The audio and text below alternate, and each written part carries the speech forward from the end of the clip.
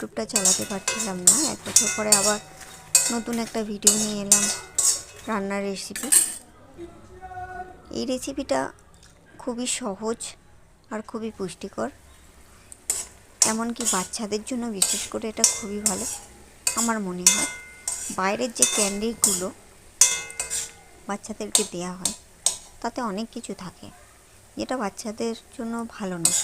তো এটা সামান্য 3টে জিনিস দিয়ে বাটার, এখানে আমি গুড় দিয়ে বানিয়েছি, তিল আর মাখানা, এই 4টে জিনিস দিয়ে এত সুন্দর একটা ক্যান্ডি বানাতে পারেন, কাঞ্চি, সুইট আর পুষ্টিকর।